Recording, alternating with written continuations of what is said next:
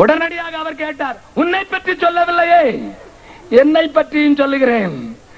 கைகளில் கால்களில் ஆணிகள் கடவ, கடுமுள் மூடி பொன் சீரசில் சூடிட, கந்தையும் நிந்தையும் வேதனையும் சகித்தார், சொந்தமா நேரத்தும் சிந்தினார் உனக்கா.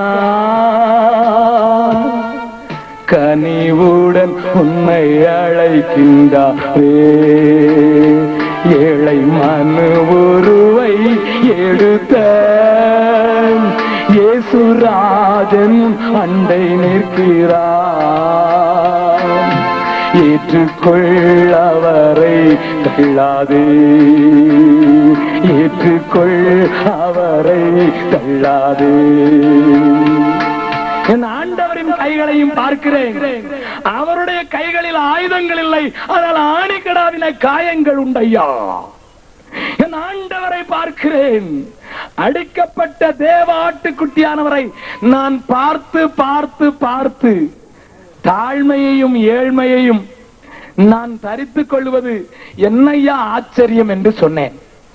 அப்பொழுது உடனே இன்னொரு வக்கீல் சொன்னார், ஆமாமா, புத்தங்கோயில்ல கூட 2 பூதத்தை தான் முன்னால நிறுத்தி வச்சிருக்கிறான், அவன் கையிலையும் வேலாயுதத்தை கொடுத்து விட்டுட்டானுங்க, படுபாவிங்க. நான் யாரை திட்டுகிறீர்கள் என்று கேட்டேன். எங்களை தான் திட்டுறோம் சொன்னாங்க. அல்லேலூயா. பிளக்கப்பட்ட கண்மலை ஆகிய கிறிஸ்து, அல்லேலூயா, உனக்காக உயர்த்தப்பட்டிருக்கிற அவரிடத்தில் நீ சேரும் போது சாதாரண கல்லை வணங்கினால் நீ கல்லை போல சமைந்து விடுவாய், ஜீவனுள்ள கல்லை சேர்ந்தால் நீ ஜீவனாய் மாறி விடுவாய். அல்லேலூயா. கரங்களை தட்டி இந்த ஆண்டவரை மகிமைப்படுத்தலாமா? இந்த கரங்களை தட்டி இந்த ஆண்டவரை மகிமைப்படுத்தலாமா? Glory to God, glory to God. ஜீவனுள்ள கல்லாகிய அவரிடத்தில் சேர்ந்த நீங்களும் ஜீவனுள்ள கற்களை போல மாளிகையாக கட்டப்பட்டு வருகிறீர்களே, அப்படி விசுவாசிக்கிறவர்களுக்கு இவர் கண்மலையாய் அஸ்திபார கல்லாய் மாறினார். தாவீது சொல்லுகிறான் 40வது சங்கீதத்தில், பயங்கரமான உளையிலிருந்து என்னை தூக்கி எடுத்து கண்மலையின் மேல் என்னை நிறுத்தி என் கால்களை உறுதிப்படுத்தி நமக்கு புதுப்பாட்டு பாடுவேன். அருமையானவர்களே, உளையிலே, பாவ உளையிலே இருக்கிற மனிதன் தானே ரட்சித்துக் கொள்ள முடியாது. என்ன செய்வான்? உளையிலே இருக்கிற மனிதன் ரட்சிக்குவதற்காக குதித்து வேலை வருவதற்கு முயற்சித்தால் இன்னமும் கீழே போவான். வெறும் பாவியாய் இருக்கிறவன் பெரும் பாவியாய் மாறிவிடுவான். ஆனால் உளையான சேற்றில் இருக்கிற என்னை தூக்கி எடுத்து கண்மலையின் மேல நிறுத்துகிற ஆண்டவர் எனக்கு அஸ்திபாரக்கல். ஆனால் யாருக்கையா இடர்தனுக்கான கல்? வாசிக்கலாம். 1 பேதுரு 2வது அதிகாரம் 7வது வசனத்தையும் 8வது வசனத்தையும் வாசிக்கலாம். ஆகையால் விசுவாசிக்கிற உங்களுக்கு அது விலையேற பெற்றது, கீழ்ப்படியாமல் இருக்கிறவர்களுக்கோ அந்த கல் இடறுதற்கு ஏதுவான கல்லும் விழுதற்கு ஏதுவான கண்மலையுமாயிற்று. அவர்கள் திருவசனத்திற்கு கீழ்ப்படியாதவர்களாயிருந்து இடறுகிறார்கள், அதற்கென்று நியமிக்கப்பட்டவர்களாயும் இருக்கிறார்கள். திருவசனத்திற்கு கீழ்ப்படிய, சத்தியத்திற்கு கீழ்ப்படிய மனம் திரும்பு, ஞானஸ்தானம் பெற்றுக்கொள், அபிஷேகம் பெற்றுக்கொள், ஆண்டவரோடு ஜீவித்து விடு, இந்த கோணலும் மாடல்பாடுமான சந்ததியை விட்டு விலகு என்று சொன்னால், ஐயா, அதற்கு கீழ்ப்படிய நீ மனதில்லாமல் இருப்பாய் என்றால், இந்த சத்திய வசனத்திற்கு கீழ்ப்படிய உன்னால் கூடாமல் இருக்குமானால், நான் உனக்கு சொல்லுகிறேன், அதே கல் உனக்கு இடறுதற்கான கல்லும் தவறுதற்கான கண்மலையுமாகிவிடும். இந்த கூட்டத்தில் யாராயிலும் ஒருவர் இதுவரை சத்திய வசனத்திற்கு கீழ்ப்படியாமல் இருந்தால், உன்னை தேவன் இன்றைக்கு அன்போடு அழைக்கிறார். உனக்குள் ஜீவன் உண்டாயிருக்கும்படியாக உன்னை கண்மலையின் மேல் நிறுத்தி சபையிலே ஒரு கல்லாய் மாற்றும்படியாக தேவன் உன்னை அழைக்கிறார். இந்த திருவசனத்திற்கு கீழ்ப்படியாமல் போனால் உன் ஆண்டவர், உன்னை மீட்டெடுத்தவர், உன்னைக்காக பிளக்கப்பட்ட கண்மலை உன்னை உடைக்கும். நீ இடறுவதற்கான கண்மலையாய் மாறுவதற்கு காலம் தூரத்தில் இல்லை. அருமையானவர்களை, நேரம் இல்லாததினால் நான் இந்த முதலாவது காரியத்தை இங்கே நிறுத்துகிறேன். திருவசனத்திற்கு கீழ்ப்படியாதவர்களுக்கு என் ஆண்டவர் இடறுவதற்கான கண்மலை, தவறுதற்கான கல். இரண்டாவது, அவர் யாருக்கென்று நாம் பார்க்கலாம். என்னோடு கூட சேர்ந்து திருப்பிக் கொள்ளுங்கள். மத்தேயு எழுதின சுவிசேஷம் 21வது அதிகாரம். அங்கேயும் இந்த வசனத்தை குறித்து எழுதப்பட்டிருக்கிறதை நீங்கள் வாசிக்கலாம். 42வது 44வது வசனத்தை வாசிக்கலாம். இயேசு அவர்களை நோக்கி, வீடு கட்டுகிறவர்கள் ஆகாதென்று தள்ளின கல்லே மூலைக்கு தலைக்கல்லாயிற்று, அது கர்த்தரால் ஆயிற்று, அது நம்முடைய கண்களுக்கு ஆச்சரியமாயிருக்கிறது என்று நீங்கள் வேதத்தில் ஒரு காலம் வாசிக்கவில்லையா? இந்த கல்லின் மேல் விழுகிறவன் நொறுங்கி போவான், இது எவன் மேல் விழுமோ அவனை நசுக்கி போடும் என்று நான் உங்களுக்கு சொல்லுகிறேன். இங்கே என் ஆண்டவர் யூதர்களை குறித்து சொன்னாலும் இங்கே ஒரு பெரிய உண்மையை வேதம் நமக்கு சொல்லுகிறது. இந்த கல்லின் மேல் விழுகிறவன் நொறுங்கி போவான், இந்த கல் எவன் மேல் விழுமோ அவனும் அவனும் நசுங்கி போவான் என்று எச்சரிப்பின் சத்தம் வருகிறது. அருமையானவர்களே, யாரிடத்தில் என்று இந்த கல்லின் மேலே விழுந்து ஒருவனும் தப்பி போனதில்லை. தாவூது நகர் என்று சொல்லி ஒரு ஊரிலே நானும் என்னோடு கூட பாடின சகோதரன் சாமுவேலும் இருந்தோம். அந்த நாட்களிலே எங்களை பயமுறுத்துவார்கள், அநேக விதமான பயமுறுத்தல் எங்களுக்கு உண்டு. அப்படி இருக்கும் போது என்னுடைய மனைவி அங்கே தன்னந்தனியனாக விட்டுவிடப்பட்டு நான் ஊழியத்திற்கு 15 நாட்களுக்கு போய்விடுவேன். அவளுக்கு பாஷையும் தெரியாத அந்த நாட்களிலே அவளோடு கூட இருப்பதற்கு ஒரு சிறு பிள்ளையை ஒரு விசுவாசியின் குடும்பத்தில் இருந்து கொண்டு வந்து அந்த ஊரிலே வைத்தேன். மிகவும் பாடுகளுக்கு மத்தியில் அவள் வாழ்ந்து வந்தாள். தெருவிலே போனால் பிள்ளைகள் பப்பாளி இலைகளை பிடித்துக் கொண்டு அல்லேலியா பகுஜி என்று சொல்லி ஊர்வலம் வருவார்கள். பகுஜி என்று சொன்னால் மருமகள் என்று அர்த்தம். அல்லேலியா பகுஜி என்று ஒரு விசுவாசியும் இல்லாத ஊரிலே அவர்கள் 50 பிள்ளைகள் இப்படி வருவார்கள். போகும்போதே அவளுடைய சேலையை பிடித்து இழுத்து அவளை மானபங்கப்படுத்துவதற்கு முயற்சிப்பார்கள்.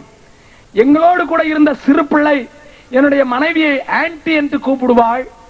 அதை வைத்து என்னுடைய மனைவியை அந்த சிறு பிள்ளைகள் ரண்டி என்று கூப்பிடுவார்கள். ரண்டி என்று சொன்னால் வேசி என்று அர்த்தம்.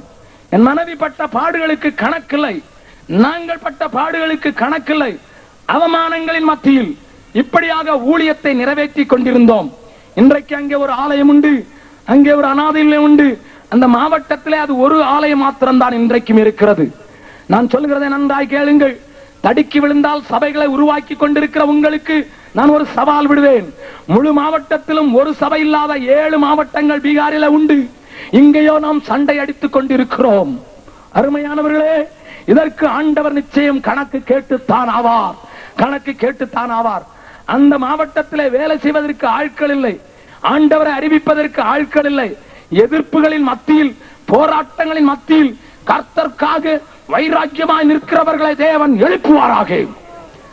அந்த நிலையிலே அங்கே ஒருவர் டைப்ரைட்டிங் இன்ஸ்டிடியூட் நடத்தி கொண்டிருந்தார். அவர் எங்களை பார்த்து பண்ணின காரியங்கள் ஏராளம். ஒரு நாளிலே நான் ரோட்டிலே போய் கொண்டிருக்கிறேன். அவர் என்னை பார்த்து சிறு பிள்ளைகளுக்கும் வாலிபர்களுக்கும் சொல்லிக் கொடுக்கிறார். கோர் பாப்பி ஏவி விடுகிறார். நான் முதல் நாளிலே அதை கவனிக்கவில்லை. பல நாட்கள் இது நடக்க ஆரம்பித்த போது எனக்கு மிகவும் வேதனையாயிருந்தது. கோர் பாப்பி என்றால் இவனுக்கு விமோசனமே இல்லாத ஒரு பயங்கரமான ஒரு பாவி, பயங்கரமான ஒரு பாவி என்று சொல்லி தெருவிலே நடந்து கொண்டு இருக்கும் போது அவர்கள் கூப்பிடுவார்கள். அப்பொழுது நான் ஒரு நாளிலே ஜெபிக்கும் போது ஆண்டவரிடத்திலே சொன்னேன், என் ஆண்டவரே, என் ஆண்டவரே, என் பாவங்கள் எல்லாவற்றையும் மன்னித்து என்னை இங்கே கொண்டு வந்தீரையா. உலகத்தில் இருக்கிற மனிதன் என்னை கை நீட்டி கோர்பாப்பி கோர்பாப்பி என்று சொல்லுகிறதை நான் எத்தனை நாள் கேட்க வேண்டும் என்று சொல்லி அன்றைக்கு படுத்து விட்டேன். அடுத்த நாள் காலையிலே எழுந்த போது திடீரென்று ஒரு வாலிபன் ஓடி வந்தான். ஐயா ஐயா, உங்களுக்கு சங்கதி தெரியுமா என்று கேட்டான். என்ன என்று கேட்டேன். இங்கே டைப்ரைட்டிங் இன்ஸ்டிடியூட் நடத்தி கொண்டிருந்தாரே, அவரை போலீசார் பிடித்து தெருவழியாக இழுத்து அடித்து கோர்பாப்பி கோர்பாப்பி என்று அவரை நொறுக்கி கொண்டு இழுத்து கொண்டு போனார்கள். அவர் கொஞ்சம் பண வசதியோடு கூட இருந்தபடினால ரிக்ஷாவில் ஏத்திட்டு போங்க என்று சொன்னார். கோர்பாப்பி உனக்கு ரிக்ஷா வேற வாழுதா என்று சொல்லி அடித்து கொண்டு இழுத்து போயிருக்கிறார்கள் என்று சொன்னார்கள். நான் கேட்டேன் என்ன நடந்தது என்று. இந்திரா காந்தியினுடைய கையெழுத்தை இவரே போட்டு விட்டாராம். 3 ஆபீசர்களுக்கு டிரான்ஸ்பர் வாங்கி கொடுத்து விட்டார். இதை போலீஸ் கண்டுபிடித்து அவரை இந்த மாதிரி பண்ணிட்டு என்ன நடந்தது? என்னை சாதாரணமான ஒரு ஊழியக்காரனை, தேவனை அறிந்த ஒரு மனிதனை சொன்ன அவன் மேலே தேவன் இத்தனை பழியை கொண்டு வருவார் என்றார். இந்த கல்லின் மேல் விழுகிறவன் நொறுங்கி போவான். இந்த கல்லின் மேல் விழுகிறவன் நொறுங்கி போவான். USSR என்று பழைய மேப்பிலே படம் பாருங்கள், அங்கே இருக்கும். ரஷ்யாவுக்கு பேர் USSR. அது இயேசுவுக்கு விரோதமாய் கிரியை செய்ததை நீங்கள் அறிவீர்கள். கம்யூனிசம் இயேசுவின் சுவிசேஷத்துக்கு தடையிட்டு தனக்குள்ளேதான் வல்லமை உண்டென்று வாழ்ந்து கொண்டிருந்த நாட்களிலே ஆண்டவர் அந்த கம்யூனிசத்தை நொறுக்கினார். இன்றைக்கு 13 துண்டாய் அந்த நாடு ஓடிவிட்டது. ஹல்லேலூயா, ஹல்லேலூயா. ஐயா, எங்கே இருந்து கிரெம்ளின் மாளிகையில் இருந்து என்றைக்கு சுவிசேஷத்துக்கு விரோதமாக, இயேசுவின் மக்களுக்கு விரோதமாக ஆணை பிரமித்ததோ அதே இடத்தில் இன்றைக்கு 3600 பேர் ஞானஸ்தானம் பெற்றார்கள். ஹல்லேலூயா. அதே இடத்தில் இருந்துதான் இன்றைக்கு உலகம் எங்குக்கும் சுவிசேஷம் எடுத்து செல்லத்தக்கதான ரேடியோ நிலையம் அமைக்கப்பட்டு சுவிசேஷம் போகிறது. ஹல்லேலூயா. இந்த கல்லின் மேல் மோதுகிறவன் நொறுங்கி போவான். தேவிலால் என்று ஒரு மனிதன் இருந்தான். அவரை குறித்து உங்களுக்கு தெரியுமோ? நம்முடைய இந்தியாவினுடைய உதவி பிரதம மந்திரியாக இருந்தார்.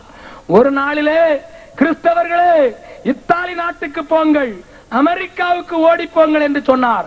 அடுத்த வாரத்திலிருந்து அவருடைய அட்ரஸை காணோம். உங்களுக்கு தெரிந்தால் வட இந்தியாவில் இருக்கிற எங்களுக்கு தெரியப்படுத்துங்கள். ஹல்லேலூயா. உதவி பிரைம் மினிஸ்டர் தான் நொறுங்கி போவான். எந்த மனிதனும் இந்த கல்லின் மேல் விழுந்து அவன் தப்பித்து போகிறதில்லை, தப்பித்து போகிறதில்லை, தப்பித்து போகிறதில்லை. இடறுதற்கான கல், தவறுதற்கான கண்மலை. ஆனால் இந்த 2வது கூட்டம் யார் என்பதை உங்களுக்கு அடையாளம் காட்டி கொடுக்க விரும்புகிறேன். அதே அதிகாரத்தில் 42வது 44வது வசனத்தை வாசித்தோம் மத்தேயு 21. இப்பொழுது 43வது வசனத்தை வாசியுங்கள். ஆகையால் தேவனுடைய ராஜ்யம் உங்களிடத்திலிருந்து நீக்கப்பட்டு அதற்கு ஏற்ற கனிகளை தருகிற ஜனங்களுக்கு கொடுக்கப்படும். அடுத்த வசனத்தில் தான் எழுதியிருக்கிறது, இந்த கல்லின் மேல் விழுகிறவன் நொறுங்கி போவான். என்ன அர்த்தம்? தேவனுடைய ராஜ்யத்துக்கு ஏற்ற கனிகளை தராத எந்த மனிதனுக்கும் என் ஆண்டவராகிய இயேசு கிறிஸ்து இடறுதற்கான கல், தவறுதற்கான கண்மலை. You cannot neglect it, sir. சபையே, உன் சபையிலிருந்து ஒரு மிஷனரியை ஆயிலும் நீ வட இந்தியாவுக்கு அனுப்பாமல் இருந்தால் நான் சொல்லுகிறேன், நீங்கள் தேவனுக்கு ஏற்ற கனிகளை தரவில்லை என்று நிரூபிக்க எனக்கு 10,000 வசனங்கள் உண்டு, நேரமில்லை. விசுவாசியே, தேவ ராஜ்யத்திற்குரிய கனி இந்த உலகம் முழுவதும் இந்த சுவிசேஷத்தை அனுப்புவதற்காக நீ எதிலாயிலும் ஒன்று ஈடுபடாவிட்டால் ஒருவேளை உன்மேலே இந்த கல் விழுவதற்கான வாய்ப்பு உண்டு. தேவனுடைய ராஜ்யத்துக்கு ஏற்ற கனி. 2வது நாளிலே மனம் திரும்புதலுக்கு ஏற்ற கனியை குறித்து பேசினேன். இங்கே தேவனுடைய ராஜ்யத்துக்கு ஏற்ற கனிகளை குறித்து பேசுவதற்கு நேரமில்லை. தேவனுடைய ராஜ்யத்துக்கு ஏற்ற கனி இங்கே இருந்து புறப்பட்டு இந்தியா முழுவதும் இயேசுவை அறிய கிடக்காத கோடி கோடி மக்களுக்கு இயேசுவின் நாமத்தை உயர்த்துவதற்காக அனுப்பப்பட வேண்டும் அல்லவா? நேற்று அப்பமாவதை குறித்து பேசினேன்.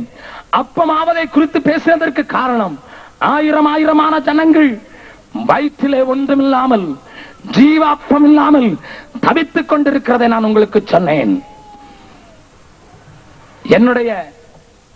எங்களுடைய ஸ்கூலிலே ஒரு பெங்காலி நண்பன் ஒருவன் சமையல்காரனாயிருக்கிறான். அவனுடைய கைகளை திடீரென்று ஒரு நாள் பார்த்தேன், ஒரு விரலை காணோம். ஏன் என்று கேட்டேன். அவனுடைய பெயர் ரத்தன். ரத்தன், உன்னுடைய விரலுக்கு என்ன ஆயிற்று என்று கேட்டேன்.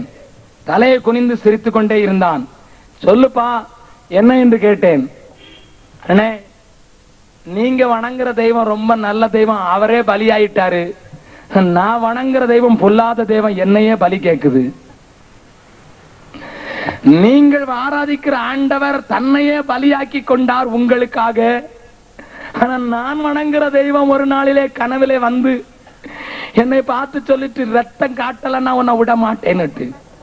வேற வழியே இல்ல, கொதவளையத்தான் பிடித்து நெருக்க முடியாது, கையையாவது வெட்டி கொடுப்பேன்னுட்டு விரலை வெட்டி கொடுத்துட்டேன்.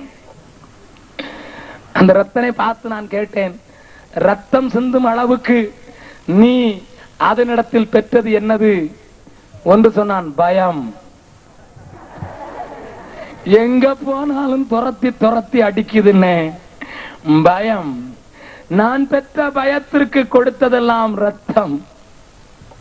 என் அருமையான தேவனுடைய பிள்ளையே, நீங்கள் சிரிக்கிறீர்கள், ஆனால் என்னுடைய மனம் என்னுடைய ஜனத்தை கண்டு கூக்குரல் இடுகிறது.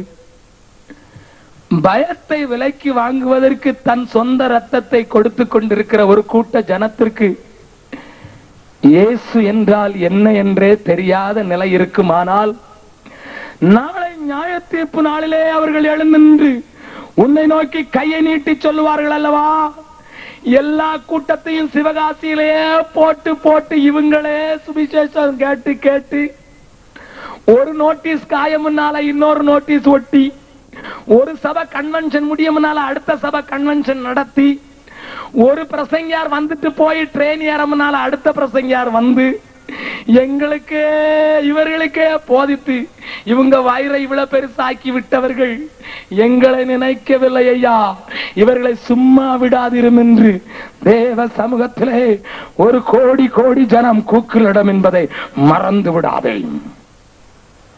நேற்றைய தினத்திலே ஒரு போதகர் என்னிடத்துல சொன்னார், பிரதர், சிவகாசி ரொம்ப கொடுத்து வச்ச பட்டணம் பிரதர், எந்த ஆளு வரலங்கிறீங்க, எந்த ஆளு வரல, எல்லா ஆளு வந்தாச்சு. நல்லதையா, நல்லதையா, நல்லதையா. எவனிடத்தில் அதிகம் கொடுக்கப்படுமோ அவனிடத்தில் அதிகம் கேட்கப்படும் என்பதை மறந்து போகாதே. எதற்காக உனக்கு தேவன் வரம் என்கிற உரத்தை போடுகிறார், தண்ணீர் பாய்ச்சுகிறார், வசன மழையை கொடுக்கிறார், ஆவியின் மழையை கொடுக்கிறார், சுகமளிக்கும் கூட்டங்களை கொடுக்கிறார், நீ வேண்டிக் கொண்டதெல்லாம் செய்கிறார். ஏன்? இயேசுவை இந்த உலகத்துக்கு நீ காட்டும் பொருட்டாகத்தான், தேவனுடைய ராஜ்யத்துக்கு ஏற்ற கனிகளை கொடுக்கும் பொருட்டாகத்தான்.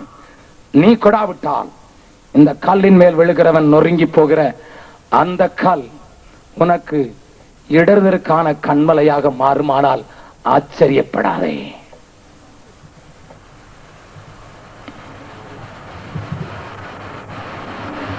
தாம்பரத்திலே கூட்டங்கள் நடத்தி கொண்டிருந்தேன். ஹைதராபாத்திலே வசிக்கிற ஒரு சகோதரி ஓடி ஓடி வந்தார்கள். அவர்களை நான் முன்னதாக பார்த்ததில்லை, அவர்களை முன்னப்பிறதாக நான் அறிந்ததில்லை. 3 நாள் கூட்டத்திலையும் பகல் கூட்டங்களிலும் இரவு கூட்டங்களிலும் வந்தார்கள். கடைசி நாள் இரவு கூட்டத்தில் இருக்க முடியாது என்று சொல்லிவிட்டு என்னை நோக்கி வந்தவர்கள், அவர்கள் கையிலே ஒரு சிறை காரியத்தை வைத்து, இதை வாங்கிக் கொள்ளுங்கள் பிரதர், நான் ட்ரெயின் ஏற வேண்டும் என்று சொன்னார்கள். நான் நீங்கள் யார் என்று முதலாவது கேட்டேன். அவர்கள் சொன்னார்கள், கலங்கிய கண்களோடு, எனக்கு 3 பெண் பிள்ளைகள் இருக்கிறார்கள், 2 பேர் திருமண அளவில் நிற்கிறார்கள், இதோ நிற்கிறார்கள் பாருங்கள், மற்றவள் ஆஸ்திரேலியில் இருக்கிறாள். என் கணவன் என்னை கைவிட்டு வேறொரு பெண்ணோடு போய்விட்டார். வேறு வழி இல்லாமல், சுற்றத்தார் சொந்தக்காரர்களோடு கூட வாழ வழி இல்லாமல், அவர்களுடைய அவமானத்திற்கு ஈடாக கூடாது என்று சொல்லி படித்த பட்டம் கையில் இருந்தபடினால் ஹைதராபாத் நகருக்கு வந்தேன், டீச்சர் ஆனேன், என் பிள்ளைகளை கஷ்டத்தின் மத்தியிலே வளர்த்தேன். இன்றைக்கு இந்த ஆண்டவரின் செய்தியை கேட்டேன். இனி நான் அவருக்காக எதையாயிலும் செய்ய வேண்டும் என்கிற துடிப்பு எனக்குள் வந்துவிட்டது. ஆகையினால் என் கைகளிலே இருக்கிறவர்களை உங்களுடைய ஊழியத்திலே கொடுத்து வட இந்தியாவிலே கிறிஸ்துவை அறியாத ஆத்துமாக்களுக்கு விதைத்து விட்டு என் கணக்குக்கு பலன் பெருகும்படியாக வேண்டிக் கொள்ளும்படியாக இவைகளை தருகிறேன் என்று சொன்னார்கள். நான் என்ன என்று கேட்டேன். கை நீட்டி வாங்கவில்லை. என் கைகளிலே கிடக்கிற தங்க காப்பும் என் புருஷன் போட்ட தாலி கொடியும் இருக்கிறது பிரதர், அதை பெற்றுக்கொள்ளுங்கள் என்று சொன்னார்கள். நான் சொன்னேன், சகோதரியே, உனக்கு 3 பெண் பிள்ளைகள் இருக்கிறார்கள் அல்லவா, திருமண வயதிற்கு ஒத்தவர்கள் இருக்கிறார்கள் அல்லவா, இவர்களுக்கு நீ திருமணம் செய்ய வேண்டும் அல்லவா, ஆகையினால் தயவு செய்து அவளுக்கு நீங்கள் கொடுத்து இதை செய்யுங்கள், நீங்கள் எனக்காகவும் என்னோடு கூட இருக்கிறவர்களுக்காகவும் ஜெபித்து விடுங்கள் போதும் என்று சொன்னேன். அந்த சகோதரி கண்ணீரோடு சொன்னாள், சகோதரனே, என் மேல் பழி விடும்படியாக ஏன் நீங்கள் செயல்படுகிறீர்கள் என்று சொன்னாள். நான் கேட்டேன், உங்கள் மேல் பழி வருவதற்கு நான் என்ன செய்தேன்? என் ஆண்டவரோடு பொருத்தனை பண்ணிவிட்டேன். என் ஆண்டவரின் ராஜ்யத்துக்கு ஏற்ற கனி இப்பொழுது என்னிடத்தில் இதுதான் இருக்கிறது என்று ஆண்டவரிடத்தில் வாய்விட்டு சொல்லிவிட்டேன், பெற்றுத்தான் ஆக வேண்டும் என்று சொன்னார்கள். வேற வழி இல்லாமல் அதை கை நீட்டி பெற்று கண்ணீரோடு ஜெபித்து விட்டு அனுப்பிவிட்டேன். 3 மாதங்கள் கழித்து அதே சகோதரி எனக்கு கடிதம் எழுதியிருந்தார். சகோதரனே, நம்முடைய தேவன் எத்தனை நல்லவர் என்பதை நான் உங்களுக்கு சொல்லுகிறேன். என் மூத்த மகளுக்கு 15 நாட்களுக்கு முன்னதாக சிறப்பான திருமணம் நடந்தது. என் 2வது மகளுடைய திருமணம் இன்னும் 2 மாதத்தில் நடக்கப் போகிறது. எப்படி நடந்தது என்று கேட்பீர்கள். 2 இந்து குடும்பத்திலிருந்து ரட்சிக்கப்பட்ட 2 ஆண் மகன்கள், ஒருவர் இன்ஜினியராக இருக்கிறார், ஒருவர் வியாபாரியாக இருக்கிறார். 2 பேரும் நாங்களே கல்யாண செலவை பார்த்து நாங்களே அவர்களுக்கு போட வேண்டியவைகளை போட்டு திருமணம் செய்து எங்களோடு வைத்துக் கொள்கிறோம் என்று முன்வந்தார்கள். ஒரு மகளுக்கு முடிந்து விட்டது, அடுத்த மகளுக்கு முடிவதற்காக ஜெபித்துக் கொள்ளுங்கள் என்று சொல்லி அவர்கள் ஆனந்த கண்ணீரோடு ஒரு கடிதம் எழுதியிருந்தார்கள். என் ஆண்டவராகிய இயேசு கிறிஸ்துவை நான் நினைத்து பார்த்து கண்ணீர் வடித்தேன். ஒருவனுக்கும் கடன்படாதவர் என் ஆண்டவர். ஹல்லேலூயா. கிறிஸ்துவுக்காய் இழந்தவர் எவரும் தரித்திரர் ஆவதில்லை. ராஜ்யமேன்மைக்காய் கஷ்டம் அடைவோம், நஷ்டப்பட்டதில்லை. உலகம் தேடிவோம், உற்சாகம் கொள்வோம், உலகத்தில் வரை கல்வாரி வழிதான் மழை மாறி பொழியும் நாள் வரை உழைத்திடுவோம். அருமையானவர்களே, தேவனுக்கு கடன் கொடுத்தவன் ஒருவனும் இல்லை, அவருக்கு கொடுத்து கடன் பட்டவன் ஒருவனும் இல்லை. இன்றைக்கு அவருடைய ராஜ்யத்துக்கு ஏற்ற கனிகளை நீ கொடுப்பாய் என்றால் நீ ஆனந்தப்பட முடியும். அது உனக்கு கண்மலை. இல்லாவிட்டால் அது உன்னை நொறுக்கும் இடறுதற்கான கல், தவறுதற்கான கண்மலை. எதை தெரிந்து கொள்ள போகிறாய்? எதை தெரிந்து கொள்ள போகிறாய்? 3வதாக யாருக்கு அது கண்மலை என்பதை சொல்லிவிட்டு, நொறுக்குவதற்கான கண்மலை யாருக்கு என்பதை சொல்லிவிட்டு முடிக்க விரும்புகிறேன். நீங்கள் அறிந்திருக்கிறபடி தானியேலின் 2வது அதிகாரத்தை திருப்பிக் கொள்ளுங்கள். தானியேலின் 2வது அதிகாரத்திலே நேபுகாத் நேச்சார் என்கிற ஒரு அரசன் ஒரு பெரிய தரிசனத்தை கண்டான். ஒரு பெரிய சிலையை கண்டான். தலை பொன்மயமாயிருந்தது, மார்பு வெள்ளியாயிருந்தது, வெண்கலமான இரும்பான இரும்பும் களிமண்ணும் சேர்ந்த நிலையிலே மாறி மாறி அந்த சிலை அங்கே காணப்பட்டது. திடீரென்று ஒருவரும் கையால் பெயர்க்காத ஒரு கல் ஒன்று உருண்டு வந்து அந்த சிலையை நொறுக்கி அதை பொடியாக்கிவிட்டு இந்த பூமியின் மேல் அமர்ந்ததாக அவன் சொப்பனம் கண்டான். இதனுடைய அர்த்தத்தை அவன் அறிய விரும்பின போது யாருக்கும் அது விளங்கவில்லை. தானியேல் என்கிற ஒரு தேவ மனிதன், தேவனுக்கென்று தன்னை பிரித்துக் கொண்டவனுக்கு அது விளங்கிற்று. அந்த தரிசனத்தின் அர்த்தத்தை அவன் அங்கே சொன்னான். என்ன சொன்னான்? ராஜாவே, தலையாகிய நீர் பொன், உமக்கு அடுத்தாற் போல் உம்முடைய ராஜ்யத்தை காட்டிலும் மகிமையிலே குறைந்த ஒரு ராஜ்யம் வரும், வெள்ளியை போன்று.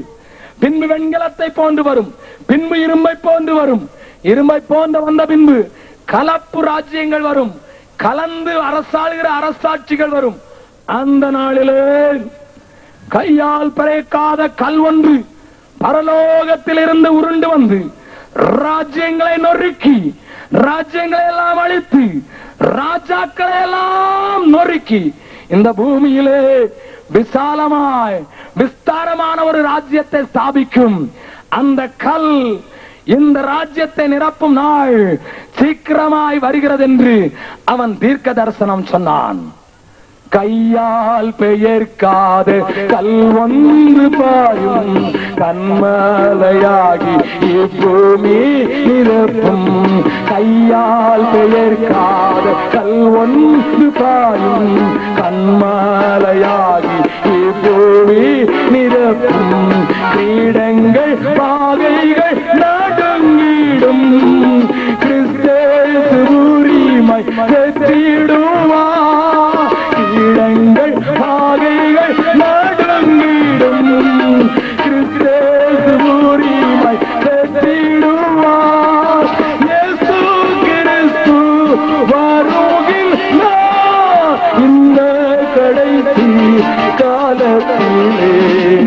கர்த்தரை குத்தின கண்கள் யாவும் கண்டு புலம்பிடுமே.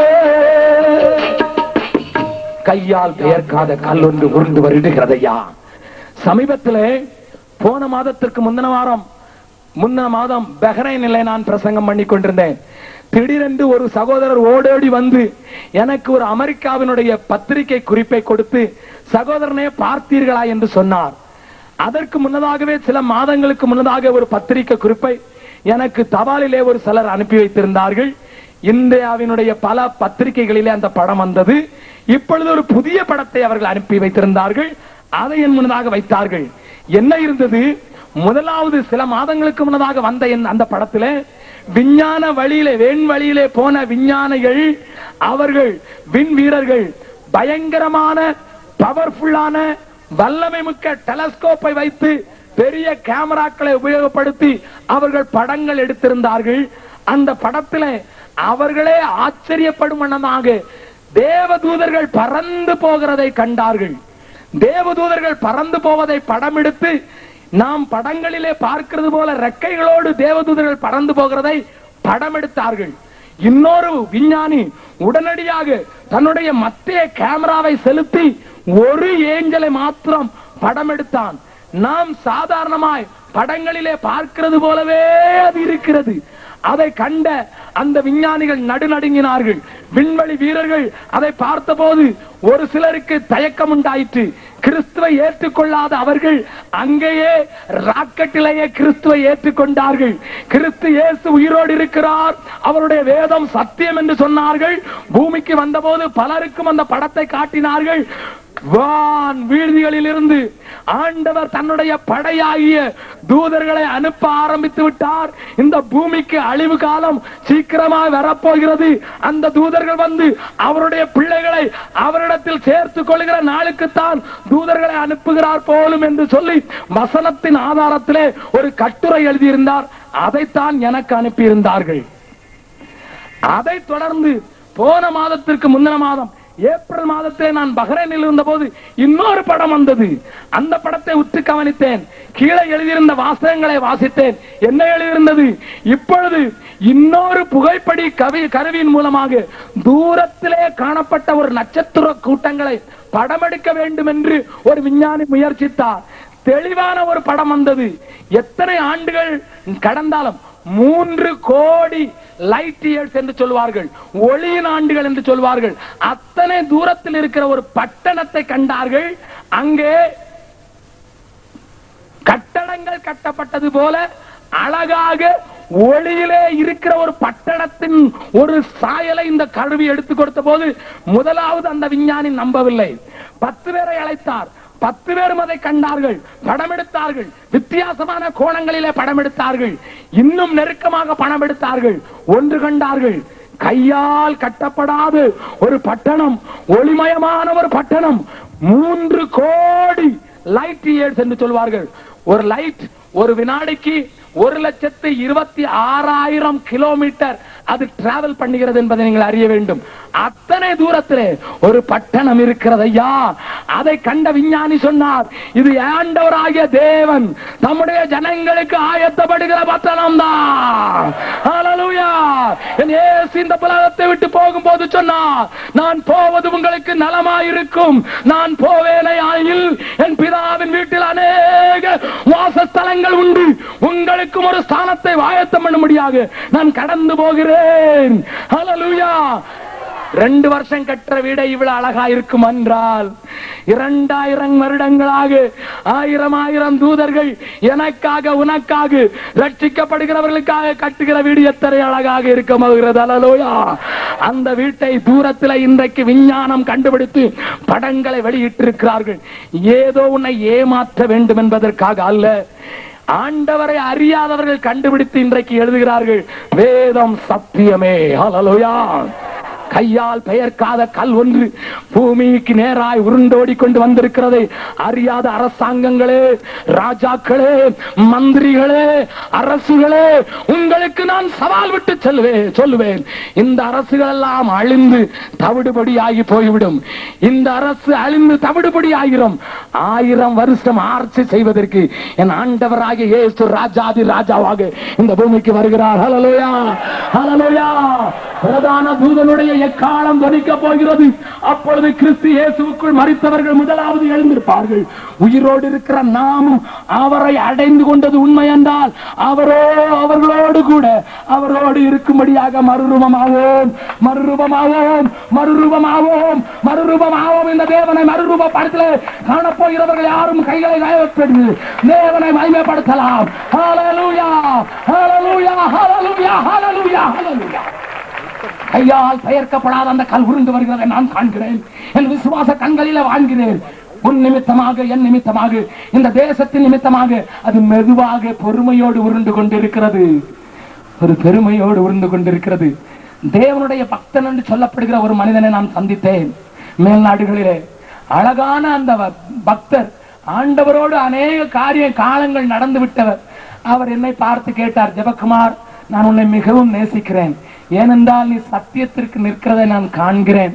உன் ஆவியோடு என் ஆவி இணைந்திருக்கிறதை காண்கிறேன் என்று சொன்னார். என் கண்களிலே கண்ணீர் வடிந்து விட்டது. என்னுடைய வயது அவருடைய வயதிலே பாதிதான் இருக்கும். அந்த பெரிய பரிசுத்தவான் அவருடைய ஆவியோடு என்னுடைய ஆவி இணைந்திருக்கிறதையும் நான் சத்தியத்திற்கு நிற்கிறதையும் எப்படி கண்டாரோ தெரியாது. அவருக்கு ஆங்கிலமும் சரியா தெரியாது. எனக்கு அவரோடு பேசுவதற்கு சுவிஸ் ஜெர்மனும் தெரியாது. ஆனால் என்னை கண்டபோது அவர் அப்படித்தான் சொன்னார், உன்னை பார்க்கும்போது நான் ஒன்று சொல்வேன், சத்தியத்திற்கு வைராக்கியமாய் நிற்கிறவனுக்காக நான் ஆனந்தப்படுகிறேன். என் ஆவியும் உன் ஆவியும் ஒன்றாயிருக்கிறது. அப்பொழுது அவர் என்னை பார்த்து கேட்டார், தம்பி, நீ என்ன நினைக்கிறாய்? இயேசு கிறிஸ்து வருவதற்கு எத்தனை நாள் செல்லும் என்று நினைக்கிறாய் என்று கேட்டார். நான் சொன்னேன், ஆண்டவரோடு அநேக ஆண்டுகள் நடந்திருக்கிற உங்களை காட்டிலும் நான் ஒரு புத்திசாலியோ, நீங்களே சொல்லுங்களேன் என்று சொன்னேன். அப்பொழுது சொன்னார், கைவிட்டு எண்ணக்கூடிய சில ஆண்டுகள் மாத்திரம்தான் தம்பி, கைவிட்டு எண்ணக்கூடிய சில ஆண்டுகள் மாத்திரம்தான். எத்தனை ஆண்டுகள் என்று நான் சொல்லாவிட்டாலும் ஒன்று என்னுடைய ஆவியிலே தேவன் திட்டமாய் சொல்லுகிறார், விரல் விட்டு எண்ணக்கூடிய சில ஆண்டுகளுக்குள் நம்முடைய கண்களாலே இந்த தலைமுறையிலே அந்த கல் உருண்டு வருகிறதை காணப்போகிறோம் என்றால், அருமையான தேவனுடைய பிள்ளையே, ஏற்றுக்கொண்டவர்களுக்கு ஆனந்தமான ஒரு நாள், ஏற்றுக்கொள்ளாத ராஜ்யங்களுக்கு அழிவு உண்டாக்கும் ஒரு நாள். நீ எந்த கூட்டில இருக்க போகிறாய்? நீ எந்த கூட்டில இருக்க போகிறாய்? வசனத்துக்கு கீழ்ப்படிந்து அது உனக்கு கண்மலையாக வேண்டும் என்று நினைக்கிறாயோ? தேவனுடைய ராஜ்யத்துக்கு ஏற்ற கனிகளை உண்டாக்கி கொடுத்து தேவனை மகிமைப்படுத்தி உன்னுடைய வாழ்நாளிலே அழியாமல் அவருக்கென்று வாழ்ந்து விட வேண்டும் என்று நினைக்கிறாயோ? அல்லது ஏனோ தானோ என்று வாழப் போகிறாயோ? எல்லாரும் அப்படியே எழுந்து நிற்கலாம். இந்த நாளில தேவ ஆவியானவர் உன்மேல அபரிதமாய் ஊற்றப்பட போகிறார் என்பதை மாத்திரம் எனக்கு சொல்லி அனுப்பினபடியினாலே நான் அப்படிப்பட்டவர்கள் எல்லார் மேலையும் தேவனுடைய வல்லமை இறங்கும்படியாக நான் ஜெபிக்க விரும்புகிறேன். உடைக்கப்பட்ட கண்மலைக்குள் உன்னை மகிமை பொருந்திய பாத்திரமாக நிரப்பி வழிய உன் மூலம் கனி கொடுக்கும்படியாக ஆண்டவரே கனி தருகிற செடியாக என்னை மாற்றுவதற்கு உம்முடைய சத்துவத்தை எனக்குள் அனுப்பும் என்று சொல்லுகிற எல்லாரும் இப்பொழுது ஆண்டவரே எனக்கு கனி கொடுக்க வேண்டும், தேவனுடைய ராஜ்யத்துக்கு ஏற்ற கனி கொடுக்க வேண்டும், தேவனுடைய ராஜ்யத்துக்கு ஏற்ற கனி கொடுக்க வேண்டும். நான் அவருடைய வசனத்துக்கு கீழ்ப்படிந்து மனம் திரும்ப வேண்டும், அவருடைய வசனத்துக்கு கீழ்ப்படிந்து ஞானஸ்தானம் பெற வேண்டும், அவருடைய வசனத்துக்கு கீழ்ப்படிந்து நான் அபிஷேகம் பெற வேண்டும், அவருடைய வசனத்துக்கு கீழ்ப்படிந்து நான் ஒரு வித்தியாசமான வாழ்க்கையை வாழ வேண்டும், பரிசுத்த வாழ்க்கையை வாழ வேண்டும், அவருடைய வசனத்துக்கு கீழ்ப்படிந்து நான் ஜீவிக்க விரும்புகிறேன் என்று சொல்லி உன்னை ஒப்பு கொடுத்த உன்னுடைய வாழ்விலே அவர் நொறுக்குதலுக்கான கண்மலையாய் அல்லாமல் உன்னை உயர்த்தும் கண்மலையாய் உன்னுடைய அஸ்திவாரமாய் இந்த நாளிலே மாறி உன்னை தன்னுடைய சத்துவத்தினாலே உன்னுடைய வல்லமையினாலே நிரப்ப விரும்புகிறார். உன்னை அபிஷேகிப்பதன் மூலமாக அவர் முத்திரிக்க விரும்புகிறார். உன்னை அபிஷேகிப்பதினாலே உன்னை முத்திரிக்க விரும்புகிறார். உன்மேல் அவருடைய முத்திரையை போற்றி இது என்னுடைய பிள்ளை, இது என்னுடைய மகள், இது என்னுடைய மகன் என்று தேவ அபிஷேக தைலத்தை உன்மேல ஊற்றி நீ பிரிந்து வாழ்ந்தவன் விரிக்கப்பட்ட கூட்டம் உன்மேல் என்ற கல் விழுந்து விடக்கூடாது என்று உனக்காக அங்கலாய்க்கிற இயேசுவின் பரிதாப குரல் உன் காதுகளிலே தொனிக்க அவருடைய ஆவியானவர் முத்திரையிடும்படியாக வந்திருக்கிறார். அந்த நாளுக்கென்று ஆவியின் அச்சாரத்தை ஊற்றுவதற்காக வந்திருக்கிறார். அந்த நாளிலே ஆவியின் அச்சாரம் பெற்றவர்களை தேவன் எடுத்துக்கொண்ட நாளிலே ஆவியின் அச்சாரம் என்றால் ஆயத்தமாய் சேர்க்கிறது. உண்மையான அந்த பரிசுத்த ஆவியானவருடைய வல்ல கரம், நல்ல கரம், நல்ல கரம், நல்ல கரம் உண்மையிலே நீட்டப்படத்தக்கதாக, அல்லேலூயா, உண்மையிலே நீட்டப்படத்தக்கதாக, உண்மையிலே நீட்டப்படத்தக்கதாக தேவனே உடைய ஆவியினாலே முத்திரை போடும், உடைய ஆவியினால முத்திரை போடும். கைகளை உயர்த்தி அவரிடத்திலே கெஞ்சுவோமா, இரண்டு கைகளை உயர்த்தி ஆண்டவரை நோக்கி கெஞ்சுவோமா, என்னை நிரப்பும் ஆண்டவரே, தேவ வல்லமை இந்த மைதானத்திலே, தேவ பிரசன்னம் இந்த மைதானத்திலே, தேவனுடைய கிருபை இந்த மைதானத்திலே இறங்கி வருகிறதை காண்கிறேன். ஹல்லேலூயா, ஹல்லேலூயா, ஹல்லேலூயா. ஒரு சில நிமிடம் ஆராதிக்க போகிறோம். ஆராதிக்கிற வேளையிலே தேவனுடைய அபிஷேகம் இங்கே இறங்கி வரப் போகிறது. அது இன்றைக்கு அனைவரை புதிதாக செய்ய போகிறது. உன்னை அச்சாரம் உள்ளவராக மாற்றி உனக்கு ஒரு முத்திரை போடும்படியாக ஆண்டவர் வந்திருக்கிறார், ஆண்டவர் வந்திருக்கிறார், ஆண்டவர் வந்திருக்கிறார், ஆண்டவர் வந்திருக்கிறார். இந்த மைதானத்தில் இறங்கி வந்திருக்கிறார். ஆராதிக்க போகிறோம், கொஞ்ச நேரம் ஆராதிக்க போகிறோம். அந்த நேரத்தில் தேவ வல்லமை நிரப்ப போகிறது. ஹல்லேலூயா. ஆராதிக்க போகிறோம், ஆராதிக்க போகிறோம். ஆயத்தமாய் விடுங்கள். அந்த கல்வனுக்கு இரவுக்கான கல்லாக வேண்டாம். அந்த கல்வனுக்கு ஹல்லேலூயா உனக்கு அவருக்கு தான் கண்மலையா உன்னை விடுகிற கண்மலையா மாறாததற்கு தேவனை நிரப்ப விரும்புகிறார். தேவனை நிரப்ப விரும்புகிறது. ஹல்லேலூயா. ஆராதிப்பேன் நான், ஆராதிப்பேன் ஆண்டவரே உம்மை ஆராதிப்பேன், ஆராதிப்பேன் நான், ஆராதிப்பேன் ஆண்டவரே உம்மை ஆராதிப்பேன், பரிசுத்தரே உம்மை ஆராதிப்பேன், தேவனை ஆராதிப்பேன், பரிசுத்தரே உம்மை ஆராதிப்பேன், ஆண்டவரை கொண்டே ஆராதிப்பேன், ஆராதிப்பேன் நான், ஆராதிப்பேன் ஆண்டவரே உம்மை ஆராதிப்பேன், தூதர்களோடு ஆராதிப்பேன், ஒதிர மலையோடு ஆராதிப்பேன், தூதர்களோடு ஆராதிப்பேன், ஒதிர மலையோடு ஆராதிப்பேன், ஆராதிப்பேன் நான், ஆராதிப்பேன் ஆண்டவரே உம்மை ஆராதிப்பேன், ஆராதிப்பேன் நான், ஆராதிப்பேன் ஆண்டவரே உம்மை ஆராதிப்பேன், தூதர்களோடு ஆராதிப்பேன், ஆராதிப்பேன், தூதர்களோடு ஆராதிப்பேன், ஒதிர மலையோடு ஆராதிப்பேன், ஆராதிப்பேன் ஆராதிப்பேன் ஆண்டவரே உம்மை ஆராதிப்பேன், ஆராதிப்பேன் ஆண்டவரே உம்மை ஆராதிப்பேன், ஆண்டவரே உம்மை ஆராதிப்பேன், ஆண்டவரே ஆராதிப்பேன்,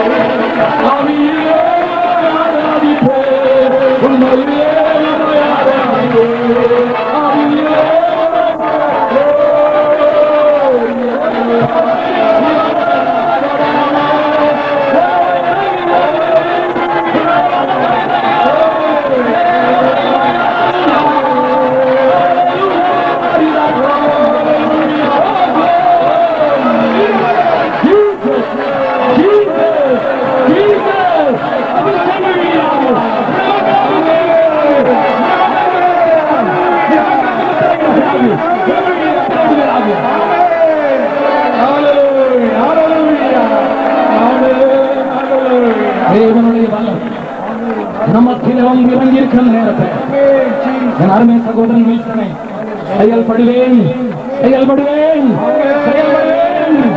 அணி கொடுக்கும் மக்களாக உங்களை மாற்றுவதற்காக அவரோடு கூட சேர்ந்து கைகளை தட்டி பாடப் போகிறோம். செயல்படுவோம். இங்கிருந்து வெறுமையாய் அல்ல, ஒரு தீர்மானம் எடுங்கள். கிறிஸ்துவுக்காக செயல்படுவேன், தேசத்திற்காக செயல்படுவேன், தேவனுக்காக செயல்படுவேன். அந்த கல்வியில் விழாதபடிக்கு செயல்படுவேன். இந்த நாளிலிருந்து ஒரு சிலரையாயிலும் ஆண்டவருக்கு சொந்தமாக்கும் வரை ஆயிர மாட்டேன். ஐயா, என்னுடைய நிலைமை நான் உங்களுக்கு சொல்லுவேன், ஆனால் புரியும். நான் ஏதோ பழகாததை உங்களுக்கு சொல்லவில்லை ஐயா. இன்றைய நாளோடு கூட சேர்ந்து நான் 65 நாட்களிலே கிட்டத்தட்ட 90வது முறையாக இப்பொழுது பிரசங்கித்துக் கொண்டு 91வது முறையாக 65 நாட்களிலே 91வது முறையாக பிரசங்கித்துக் கொண்டிருக்கிறேன் ஐயா. என் பிள்ளைகளை பார்த்து 3 மாதங்கள் ஆகிவிட்டது. என் பிள்ளைகளை பார்த்து 3 மாதங்கள் ஆகிவிட்டது. எனக்கு குடும்பம் இல்லையா? எனக்கு வசதிகள் இல்லையா? என் ஆண்டவர் வரும் மனிதன் கையனாய் பரலோகம் போகக்கூடாது என்பது என்னுடைய இஷ்டம். நீ வெறும் கையனாய் போய் அழுது கொண்டு நிற்கக்கூடாது என்பது என்னுடைய இஷ்டம். உன்னால் பேச முடியாவிட்டால் மற்றவர்களுக்காவது உதவி செய்யலாமே. உன்னால் கொடுக்க முடியாவிட்டால் நீ ஜெபிக்கலாமே. எப்படியாலும் செயல்படுவேன் செயல்படுவேன் செயல்படுவேன். அவரோடு கூட சேர்ந்து பாடப் போகிறோம். அதை ஜெபமாக பாடுவோம், தீர்மானமாக்குவோம். தேவன் உங்களோடு கூட இடை செய்கிறார். ஹல்லேலூயா.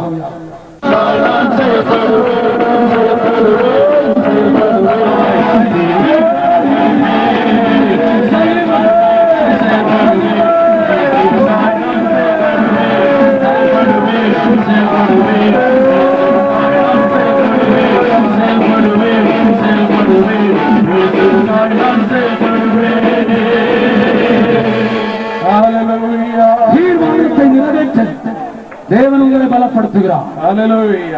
கூட்டத்தை முடிக்கும் முன்னதாக நான் உங்களில யார் ஜெபிக்கும்படியாய் கேட்டுக்கொள்கிறார்கள், பிரச்சனைகளுக்காய் ஜெபிக்கும்படியாய் கேட்டுக்கொள்கிறார்கள், எனக்காய் ஜெபிங்கள் என்று கேட்டுக்கொள்கிறார்கள். நேற்று உங்களுடைய நெஞ்சுகளையே கையில் வைத்துக் கொள்கிறேன். ஆடியார்கள் ஐயா, நாங்கள் இங்கே ஒரு மனதோடு கூட உங்களை ஆசீர்வதிக்கப்படுகிறோம். எங்களுடைய ஆசீர்வாதம் தங்கும்படியா இந்தியா இயேசுவுக்கு, இந்தியா இயேசுவுக்கு, எல்லாரும் சொல்லுவோம் இந்தியா இயேசுவுக்கு, இந்தியா இயேசுவுக்கு. ஒற்றுமையோடு வேற்றுமை மறந்து ஒரு மனதோடு செயல்படுவோம், ஒரு மனதோடு கூட செயல்படுவோம். இந்தியா இயேசுவுக்கு, இந்தியா இயேசுவுக்கு. நீ எப்படி செயல்பட போகிறாய் என்பதை நான் சொல்ல வேண்டியதில்லை. உன் ஆண்டவர் சொல்கிறதற்கு கீழ்ப்படி, ஆண்டவர் சொல்வதற்கு கீழ்ப்படி, ஆண்டவர் சொல்வதற்கு கீழ்ப்படி. உங்களுக்காக நாங்கள் ஜெபிக்க கடமைப்பட்டிருக்கிறோம். எங்களுக்காக ஜெபியுங்கள். எங்களுடைய ஆவிக்குரிய ஆலோசனை வேண்டும் என்றால் அங்கே இருக்கிற ஸ்டாலிலே உங்களுடைய விலாசத்தை கொடுத்து விட்டு போனால் நாங்கள் ஆவிக்குரிய ஆலோசனை தருவோம். வேறு ஒன்றையும் எங்களிடத்தில் எதிர்பார்க்க வேண்டாம். அல்லது எங்களுடைய பத்திரிகை வேண்டும் என்றால் எழுதி கொடுத்து விட்டு போங்கள். எங்கள் பத்திரிகையிலே உங்கள் சாட்சிகளை நாங்கள் போட மாட்டோம். எங்கள் பத்திரிகையிலே உங்களுடைய காரியங்களை நாங்கள் எழுதுவதற்கு இடமில்லை. எங்கள் பத்திரிகை மிஷனரி தாகத்தை மாத்திரம் உருவாக்கும். அந்த பத்திரிகையிலே தாருங்கள் என்று ஒரு வார்த்தையும் இருக்காது. தேவனுக்கு அர்ப்பணியுங்கள் என்கிற வார்த்தைகளே அதிகம் இருக்கும். ஆகையினாலே அதை வேண்டும் என்கிறவர்கள் மாத்திரம் உங்கள் விலாசத்தை அங்கே இருக்கிற ஜெம்ஸ் கவுண்டரில் விட்டு செல்லுங்கள். தேவன் உங்களை தொடர்ந்து ஆசீர்வதிப்பாராக. இந்த ஜெபத்தை யார் நடத்துகிறார்களோ நடத்தினர் என்று எல்லாரும் ஆசீர்வாதத்தோடு இங்கிருந்து கடந்து செல்ல தேவன் நமக்கு உதவி செய்வாராக. அதற்கு முன்னதாக ஒற்றுமையோடு செயல்படுவோம், வேற்றுமை மறந்து செயல்படுவோம் என்கிற அந்த கவியை என் சகோதரன் மறுபடியும் பாட கேட்கிறேன். அந்த கவியை மாத்திரம் மறுபடியும் பாடின பின்பு ஆசீர்வாதத்தோடு கடந்து செல்வோம்.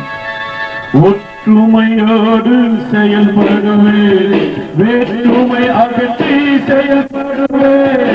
ஒற்றுமையோடு செயல்படுவே, வேற்றுமை அகற்றி செயல்படுவே.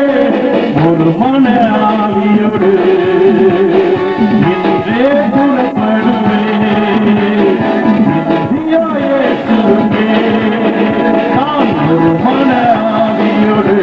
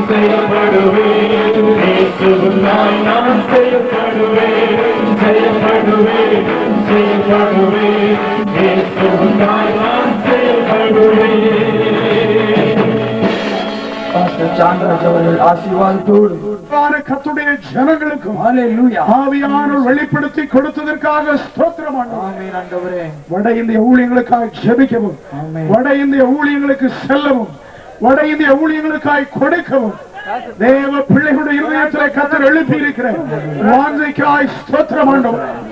அறியப்படாத மக்களுக்கு தேவனுடைய ராஜ்யத்துக்கு ஏற்ற கனிகளை கொடுக்கும்படி நாங்கள் சென்று உமக்காக தேவனுடைய சுவிசேஷ வேலையை செய்ய வேண்டும் என்ற முக்கியத்துவத்தை கர்த்தர் சுட்டி காட்டினதற்காய் ஸ்தோத்திரம்.